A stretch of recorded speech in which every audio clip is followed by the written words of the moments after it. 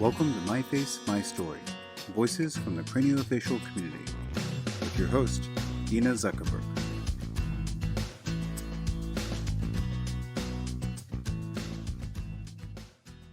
Hello, and welcome to My Face, My Story, Voices from the Craniofacial Community. Whether you're watching on YouTube or listening on Apple Podcasts, click subscribe now so you'll never miss a future episode. And if you're a fan of My Face, My Story, rate and review the program on Apple Podcasts so we can get our message of inclusivity and empowerment to more people. I'm your host, Dina Zuckerberg, the Director of Family Programs at MyFace. I was born with a cleft lip, a hearing loss, and no vision in my left eye. My Face, My Story is about people like us being seen and heard, about sharing stories within the craniofacial community and with others. Today, I will be joined by Austin Halls. Austin is a positive force changing how people view themselves and the world around them. Austin was born with a rare syndrome called Mobius syndrome, making him born with facial paralysis. At the age of 25, he has been through 4 facial surgeries just to smile. The doctors said he would never be able to eat orally, and at the age of 3, he has proven the doctors wrong. He has carried this attitude with every aspect of his life. Austin strives to incorporate his degree in psychology, his story, and his music to promote that you can love yourself and you can overcome any obstacle that comes your way. Austin has been a lover of fashion, style, and art since he was young, due to him not being able to show expression through his face. Being a professional recording artist, he has since released 2 albums and a powerful pop dance song called Disabled, reclaiming the identity of being disabled. Welcome, Austin. Hello, I'm so happy to be here. Yes, I'm really looking forward to our conversation. Me too. Yes. So, for those who may not know, can you tell us about your facial difference and how, well, you've talked about how many surgeries you've had, but tell us a little bit more about your facial difference and what it means? Yes, so Mobius syndrome is a super rare syndrome. The chances of getting this syndrome are 2 people out of a million. That's Right. why I say I'm 2 in a million. But with this syndrome, it is where the sixth and seventh cranial nerves are underdeveloped. So I cannot move my face really at all, and I also cannot move my eyes laterally. So my face and my eyes are paralyzed. I also cannot blink, so I used to win all the staring contests in my school. Okay. But yeah, it's mostly facial paralysis, and just like any other disability, there's a spectrum. And I'm very happy to have a more milder face. Some people have missing limbs, some people have tracheas. I had to have a feeding tube, like you said. So it just depends on the person, but facial paralysis is the biggest thing with Mobius syndrome. Okay. So, just out of curiosity, when you sleep at night, are you able to close your eyes? So people have told me, because obviously I can't know myself, but Right. my eyes close about like 90% of the way. So like Okay. I think when I can't really blink, so my eyes get super super dry. Have eye drops on me at all times, but when I am sleeping, that people have confirmed I'm not sleeping with my eyes open, and I'm Okay. happy because that sounds a little scary if I was just sleeping like this. So yeah, so I think at night it's closed like 90% of the time. I do wake up and I'm always like my eyes are always burning, which is like just a classic case of Mobius. Right, right. So, can you share with us your personal journey, what it was like for you growing up? I feel like my childhood was very very normal. And I hate that word normal because what Mhm. is normal? Normal is literally just a made up word. But I Right. feel like the first 3 years of my life was I was in the hospitals back and forth. I was just really having a hard time adapting to, this world. And after I got my feeding tube out and I kind of became, stable and all medical issues, I kind of just lived the life that everyone else lived. I really didn't talk about my disability. It Mhm. wasn't really in the forefront. I knew that I was different because I didn't see anyone with a facial difference. So I knew that I did have a disability, but I just lived, my life knowing that I am just Austin. And I'm very happy that I grew up in a small school of 26 people, kindergarten through sixth grade. Mm, And it was just a really nice, like, they don't care about my syndrome. They just knew me right. for me. And my parents always pushed me to be vocal and to get myself out there. So I feel like a lot of the disability story is parents trying to protect them and almost coddle them, where that could kind of limit their, confidence, self-esteem. My Mhm. parents were complete opposites and threw me out there and said, "You're gonna go, baby, and you're gonna talk to them, and you're gonna do everything for yourself because Right. as an adult, I'm not gonna be there to do everything for you." Yeah, I feel like in some ways my parents always led me to believe I could do anything I wanted, that there were no real limitations to the differences that I had, so I can relate a little bit to that. I also went to a very small school as well, so how do you think your journey with Mobius syndrome has shaped the person you have become today and your outlook on life?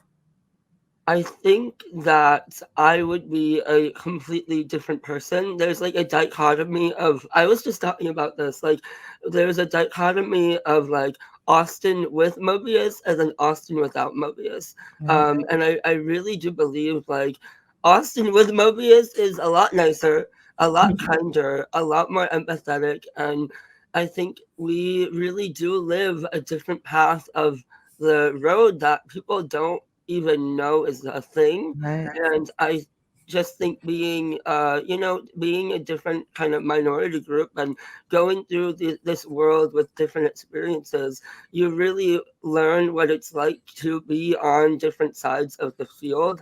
I feel like I never want anyone to feel the way that I was growing up, Exactly. especially if my bullying was, so, a lot of it was a lot of like microaggressions. It was a lot of staring. It was a lot of, questioning my intelligence. And I know that's a huge thing in the facial difference community. Is Yes. we get just undermined in a lot of aspects of our life.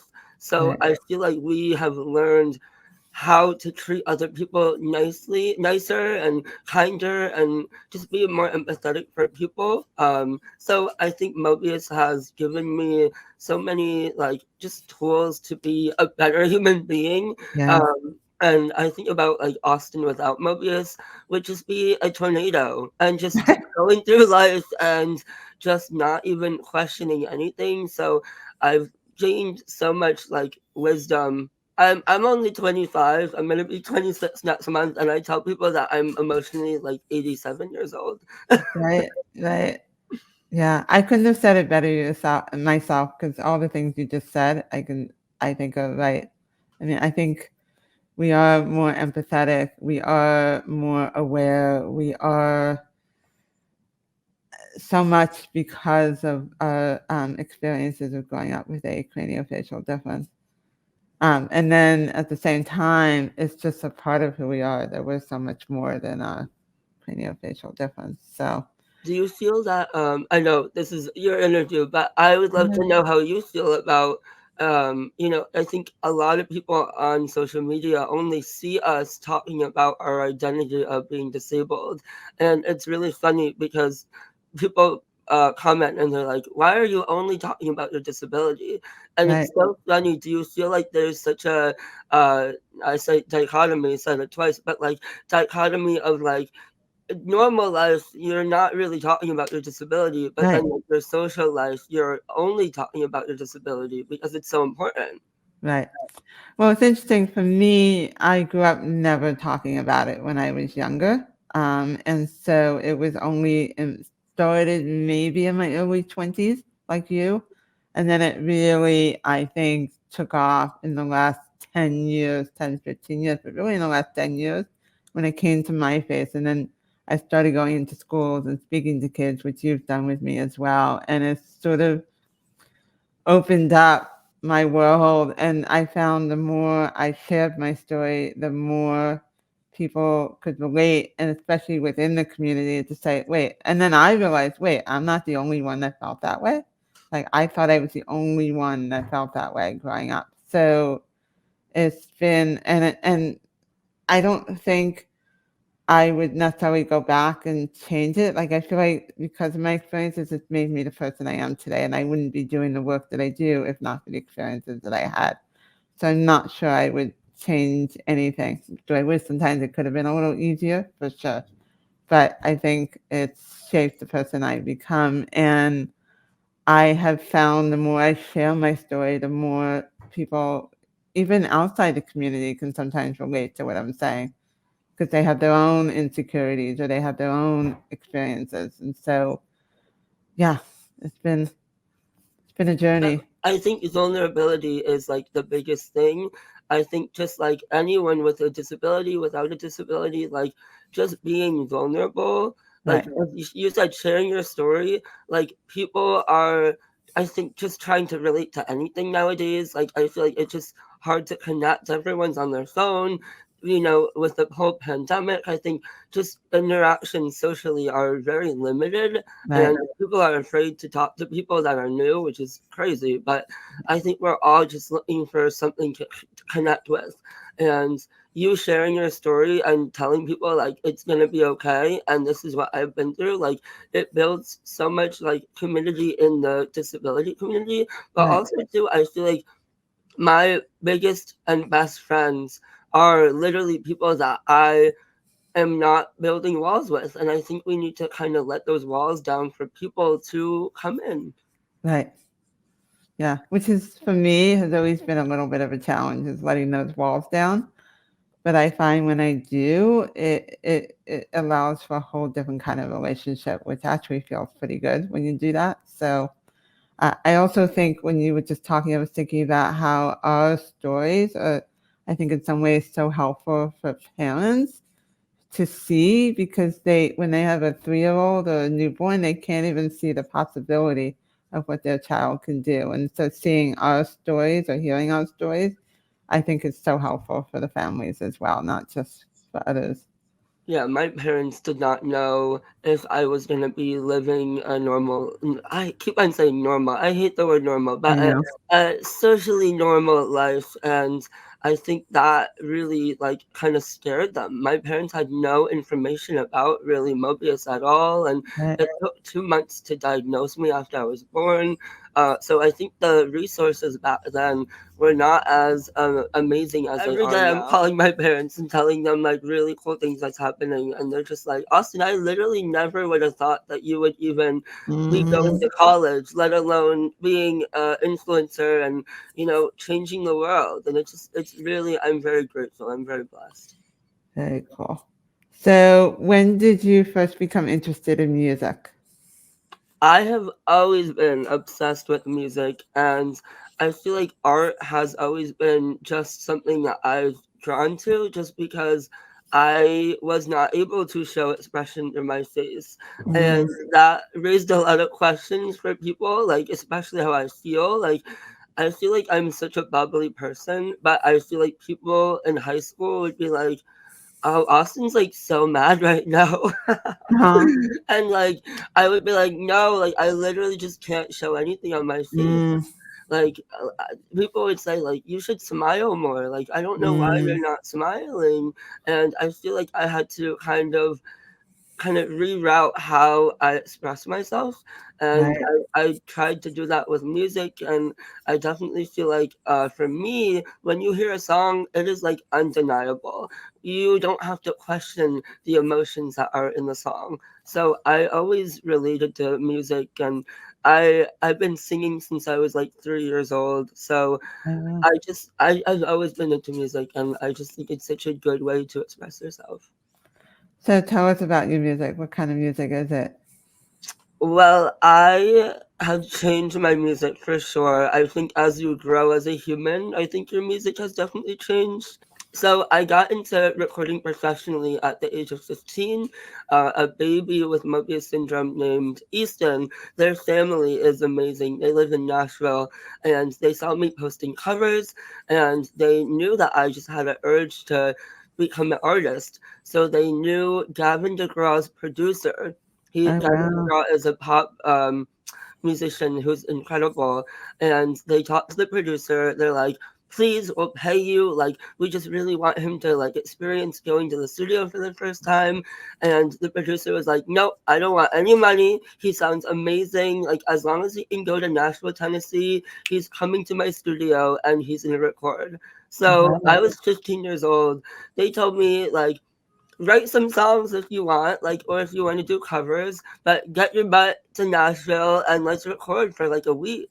So it was like a huge thing. I was still in high school, figuring out like what kind of person I am. Like, I mean, who knows anything in 15? You know, like Right. I thought I knew everything, and I really did not know anything. So I wrote a really cheesy, like my first song that I ever wrote, so cheesy. It was called Take a Stand, and I was doing a lot of like social media and like advocacy and inspiring other people. Like, everyone was like, you're so inspiring. So I was like, well, I have to write an inspirational song because that's just what I'm doing. So Right. Take a Stand, cheesy lyrics, very, very like, yeah, it was Mm, very cheesy. People, I don't know. I'm just also very critical, but it was an amazing experience. I recorded professionally for the first time. I wow. walked to the studio and I was like, this is something that I want to do for the rest of my life. So I came home, and I started writing like actual songs. I started realizing that like I don't have to just write about being inspirational. I can write about all different aspects of my life. So I was, doing organic instruments, acoustic piano, and I listened to pop music. And I never heard it before. It's a great story. So speaking of disabled and writing music, can you tell us about your song "Disabled" that you wrote? yes, I cannot, like, I really think that this would be like such a staple, iconic song in my repertoire. And I think when you think about disabled pop songs, well, actually, I don't even think there is a disabled sorry. I don't think there is a disabled pop song.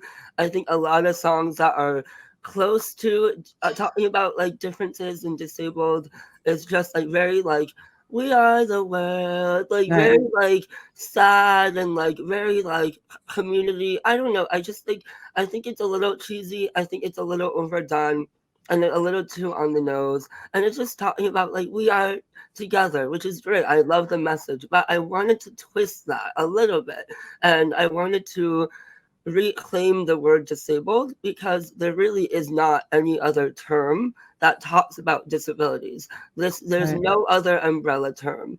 So why are we kind of shying away from that term? I feel like any other minority group, they are celebrating their history. They're celebrating their identities. They're celebrating their terms, and the disability community is no different. So, it definitely takes a while to come to terms with your identity and your terms. And I think there's a lot of negative connotation on being disabled in general. Right. Unfortunately, the terminology of disabled is not abled, but we don't have any other terms, and we're Right. not. It's just unfortunate that we're shying away from our history and our culture. Mm, So I said, you know what I want to do? I want to flip the script. I want to write a pop song being like, I am disabled. So right. what? I am disabled. Mm, Um, and I'm going to own it. And it's just, I've never heard a kind of dance song reclaiming that identity. And it happened very quickly. I had the idea and I was in the studio that week, and we got it done in like a week. So I just didn't even Wow, think about it. I was like, this is happening. This is iconic, and it's one of my most streamed songs, which is like really, really cool. that's great. So most people probably don't even know this. So what made you decide to pursue modeling? Oh, yes. So modeling is something that I didn't think I was gonna do. Um, I really enjoy taking pictures. I'm really into photography, and I love sharing myself on social media just to Mm, be authentic and share my kind of world with the other people and kind of share that light for others to feel inspired. And I have also been really a lover of fashion because just like I said about my facial paralysis, I needed ways to express myself.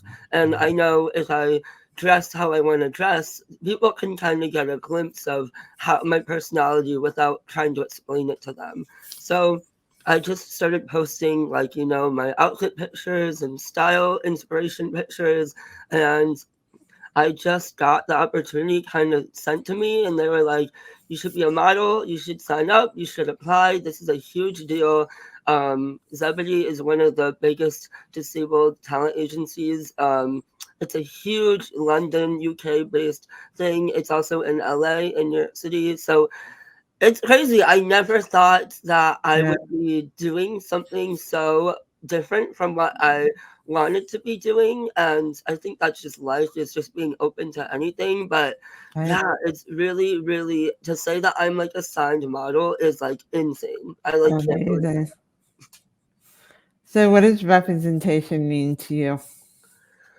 Oh, representation means that we are seeing everyone. I know that is representation, but I just know that, like, especially in the disabled community, I never had anyone I couldn't look up to anyone.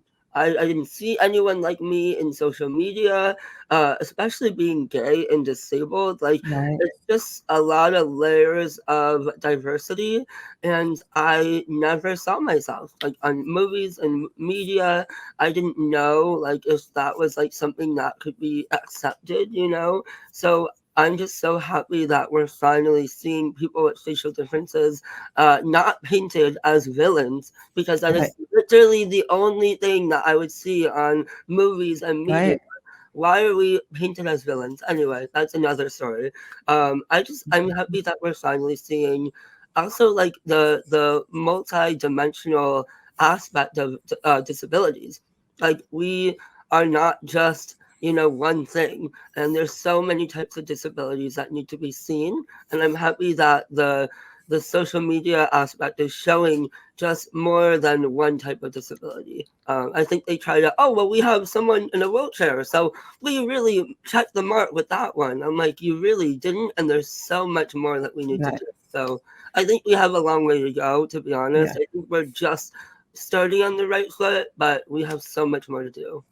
I agree. I feel like we're making a little headway. And also the thing is, I feel like having a craniofacial difference was never really a part of the conversation. And or part of the, so so you talk about being in a wheelchair or being on the spectrum, but having a craniofacial difference is or a facial difference has never been a part of the conversation and part of media representation and all of that. So I feel like it's just beginning to happen. And this opportunity that you have to be out there being a model and others in the facial difference community, I think is huge. It's a huge step in the right direction. I So, never would have thought that I would be changing people's lives. Like, I feel like you just grow up and you're like just trying to survive and fit, right, and you're trying to find that puzzle piece of like where I fit in this world. And like the fact that we're changing the game of like you can be successful, just seeing people that are successful and proud. And I think I love to talk about the dichotomy. I've been really saying dichotomy this episode. I love it, I guess. But the dichotomy of disabledness and confidence. I think we've never seen that in the media. We've right, only seen people like, being inspirational for doing literally things that normal people can do. Right. Don't celebrate disabled people for going to school or going to college. Like, that's a normal thing. It does Right. take strength. It does take courage. But applaud me for being vulnerable. Applaud me for going out and about and talking to people about my weaknesses or Right. how differences are better because of it. So I Right. just really am so grateful that I can just be a light for other people and to just do what I love to do. Because I know you and I both have very much the same passion. This is Yeah. not work to us for sure. Like, we love doing what we do, and it's crazy that you can do that and also inspire other people. Right. 100%. And I think about that all the time. Um, how much I like this life that I'm in now, based because like I said, I spent so much of my childhood trying to hide it and looking away and wanting so badly to fit in, and realizing that this is just feels so much better, and showing vulnerability, which I said is not so easy for me, but it's just amazing when it happens. And even our conversation right now is just, I'm so enjoying it. So, um, to our audience, I hope you're enjoying this episode of My Face, My Story. Whether it's your first time joining us or you've been with us since the beginning, making sure you're subscribed to our YouTube and Apple Podcast channel and sign up for our mailing list at myface.org/mystory. So, how do you balance advocating for awareness and acceptance of craniofacial differences while pursuing your career and modeling? Because I feel like you're doing it all, which is amazing. I am very tired. I try to also do what I love to do. I wish that I had one basket with like one thing and I only did that one thing, but I am very grateful and blessed to have so many different baskets, and I just have been coasting with the world and like whatever. I just know that the universe has me. I'm just ready to go on my journey and not worry about anything and know that the universe will allow me to kind of enjoy the things. Right. I think there is a balance of like doing what you love and also advocating.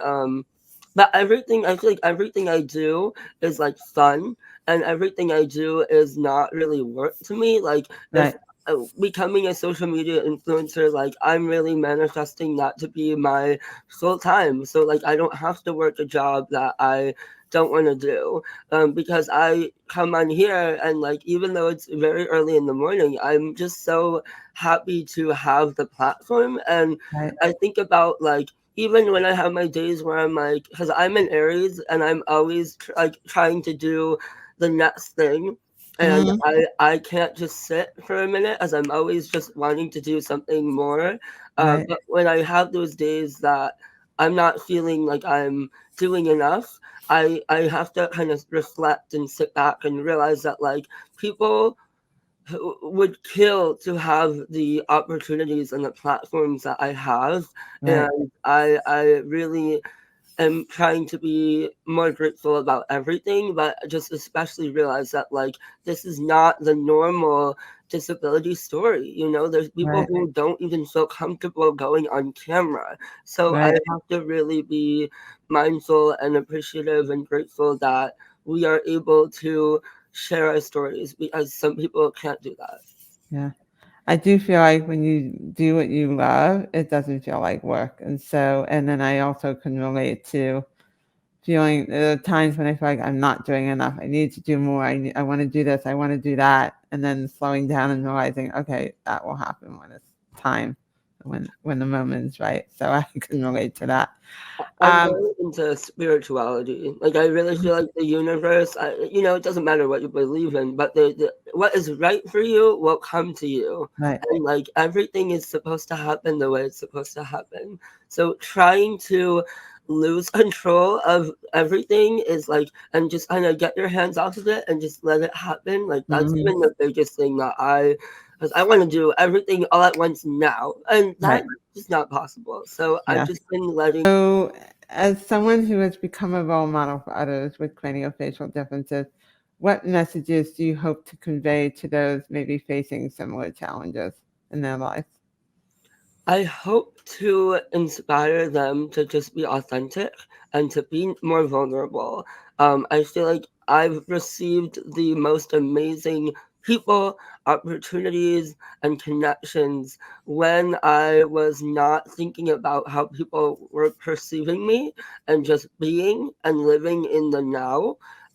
I also have my degree in psychology, so I'm really keen on your thoughts and your feelings about yourself. Mm, So I really hope that people can get out of their heads because we're so I live in this head too, and I know that like it can stop you or it can propel you to greatness. right. And I think that we need to just stop worrying about what other people think and stop worrying in general and just be. So I would say just inspiring others to live their authentic lives, to be unapologetically themselves, to take up spaces in rooms that they don't feel comfortable in, and to go to tables that they have never been invited to and sit down and not apologize for anything. Right. So, great advice. So, why is finding and being part of a community like My Faith so important to you? I I re- I love my face so much because I did not realize that I there is a facial difference community out there. And I felt like even though I lived right by New York City, there was just not a lot of community that was here. I'm a part of the Mobius Syndrome Foundation. I'm on the board, and I love visiting the conferences and helping with the conferences. But they're every 2 years, Yeah. so I would have to wait, 2 years for the best weekend of my life. And I just wanted more community. I wanted to feel more connected with people with facial differences. And I did not realize that there is a facial difference community in New York City. Right. And I just found it a couple of years ago when I needed it the most. And I've met just like amazing people from my face, and it just is like really powerful to know that like you have your friends, you have your high school friends, you have your normal day-to-day life friends, but like that's a family, that's a support system, that's a community that like is so like unconditionally loving, and like knowing that when you are alone like you can hit up anyone in that community and Right. there's like such a immense amount of love. So I Right. think just knowing that like you have people that love you and support you and understand truly what it feels like is just it's powerful. Yeah, I agree. So, looking ahead, what are your goals and aspirations for the future, both personally and professionally? Oh gosh, I hate looking into the future. Okay. I really try to live in the now, and I will have a mental breakdown if I try to plan out things because life is gonna throw some curveballs at you. I love that. What I would like, I'm gonna like manifest what I would like Uh-huh. to put out. An album in July, which is so fun. It's like very much about like disability joy and loving yourself. Um, Lots of modeling gigs. I would love to work with a huge like fashion brands, like a huge men's fashion brands. Um, to get over, 100K followers, hopefully on TikTok. We're almost at 25K, and just really cool opportunities of like speaking and sharing my voice and whatever that means, in that moment. Love that. So, knowing what you know now, what's one thing that you would tell your younger self? I, oh, that's a hard one. I like it though. I always think about it. It's a great question. I would tell myself that everything's okay. Literally, calm down, sit down, take a minute, and take some breaths. It's like literally, life is not that deep. We are on a floating rock in space, and literally nothing matters. And what you really think is like, people are gonna see me and they're gonna judge me. You're not gonna see that person probably ever again. So stare back at them, be unapologetic, and I am choosing to live the life that I want to live. So just do what you want to do. Like do what makes you happy and not care what people say. And just know that like yeah, you're gonna see future Austin in a couple of years, like killing it, and that the trials and tribulations that you go through, like, are so meant to be, and it's only gonna make you stronger for sure. So, what are the 3 words you think of when you look in the mirror today about you? Oh, powerful, energetic, and eclectic. Love it. So, Austin, last question. Where can people find you or follow you on social media? Where can they find your music? I think you have a new website, right? I do. I do have a new website. You can follow me on TikTok at Austin Halls, just Austin Halls. On Instagram, my bio name is in the title, The Austin Halls. Spotify, iTunes, on all music platforms at Austin Halls. Just type in my name, and yeah. Great. So, Austin, thank you so much for sharing your journey with us, your story. You have accomplished so much in just 25 years, way more than I did when I was that age. And you do so much to advocate for yourself and for others. And I can't wait to see what the future holds for you, even though we're not looking into the future yet. And no doubt you're going to do so much to help change the world for the better. So thank you. Thank you, and thank you for letting me share my story on this Yeah. amazing platform. Okay, thank you. Austin is an inspiration to me and everyone he meets. Everyone has a story, and I'm hopeful that by sharing stories like his, we can create a kinder world. For more than 70 years, My Face has been dedicated to changing the faces and transforming the lives of children and adults with facial differences by providing access to holistic comprehensive care, education, resources, and support that pave the way for better outcomes. To learn more, please visit myface.org. If you would like to learn more about the MyFace support groups so that you can connect with others in the craniofacial community, please visit myface.org/online-groups. Be sure to subscribe to My Face, My Story on your favorite podcast app and on YouTube to get notified of our next episode. If you'd like to receive email reminders of new episodes, sign up at myface.org/mystory. That's myface.org/mystory. Thank you for joining us for this episode of My Face, My Story. Remember, it takes courage to share your story, so be brave and speak out.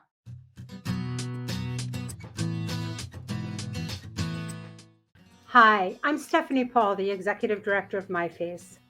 MyFace is a nonprofit organization dedicated to changing the faces and transforming the lives of children and adults with facial differences.